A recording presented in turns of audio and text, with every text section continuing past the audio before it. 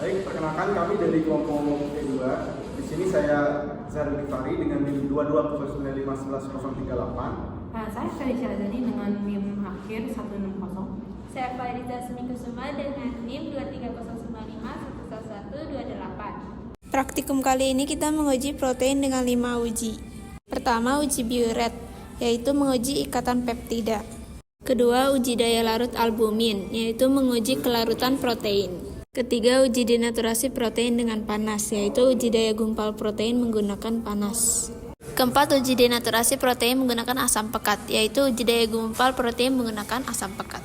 5. Tes santoprotein, yaitu menguji adanya triptopan dan tirosin.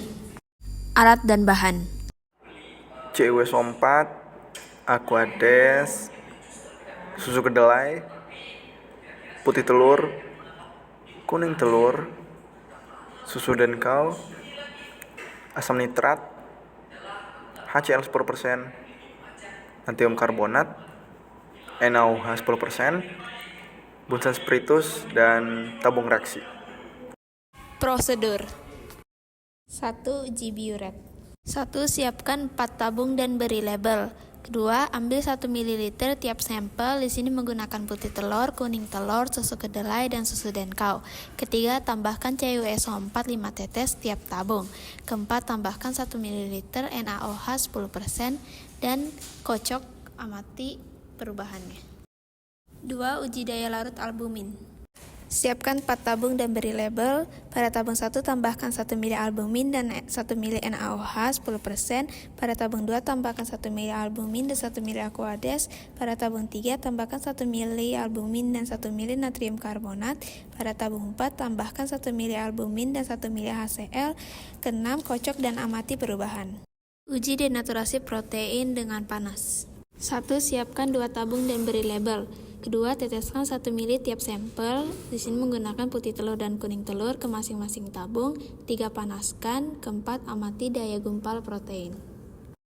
Uji denaturasi protein dengan asam pekat. Siapkan 2 tabung dan beri label. Tabung 1 tambahkan 1 ml albumin dan 1 ml asam nitrat. Pada tabung 2 tambahkan 1 ml globulin dan 1 ml asam nitrat. Keempat, kocok dan amati daya gumpal protein.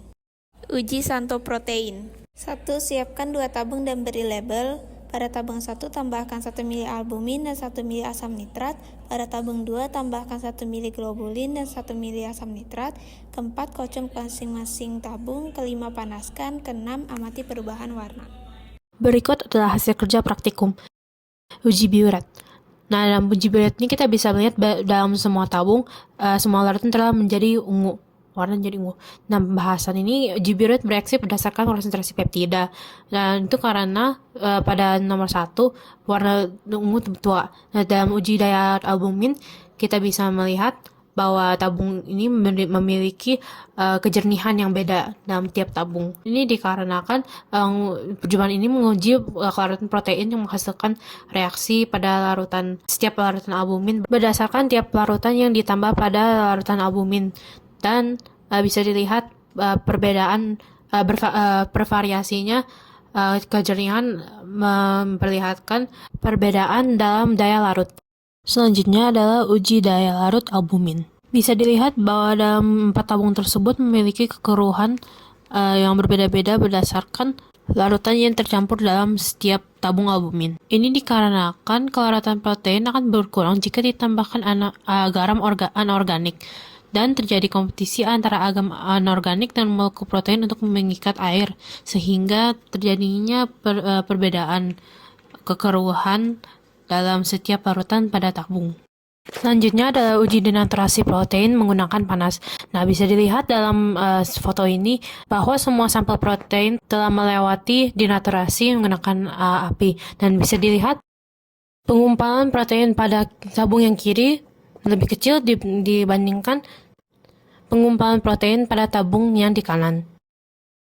Ini dikarenakan proses denaturasi ini merupakan proses perusakan protein yang diakibatkan kerusakan ikatan hidrogen di dalamnya dari tekanan eksternal yang menyebabkan larutan pada tabung, lebih spesifiknya itu protein dalam larutan ini menggumpal. Nah, dalam percobaan ini kita memakai panas sebagai tekanan eksternal. Selanjutnya adalah uji denaturasi menggunakan asam yang pekat. Nah, bisa dilihat dalam kedua tabung ini lebih jelas lagi dalam larutannya bahwa yang kiri lebih menggumpal daripada yang kanan. Dalam proses denaturasi ini kita menggunakan asam pekat asam nitrat sebagai tekanan eksternal. Ini dikarenakan pada kiri merupakan albumin dan di tabung kanan merupakan tabung yang memiliki globulin. Karena albumin lebih gampang terlarut dalam air, maka albumin lebih gampang dalam berkoagulasi dengan panas. Sedangkan globulin lebih susah berlarut dalam air dan lebih susah untuk berkoagulasi dalam panas. Sehingga perbedaan penggumpalan pada dua tabung bisa dilihat dengan jelas. Nah, kita bisa melihat bahwa tabung yang kiri mempunyai penggumpalan yang lebih besar daripada tabung yang kanan. Ini dikarenakan tabung yang kiri memiliki sampel albumin, sedangkan pada yang kanan memiliki sampel globulin. Ini dikarenakan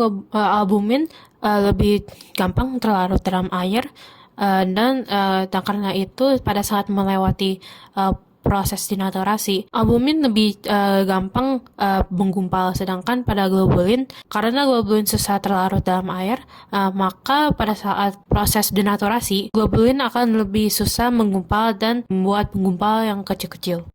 Selanjutnya adalah uji santoprotein. Nah, bisa dilihat pada tabung kita. Nah, bisa dilihat bahwa pada tabung yang kiri berubah menjadi warna kekuningan transparan dan tabung yang ke kanan berubah menjadi warna kuning yang sedikit buram.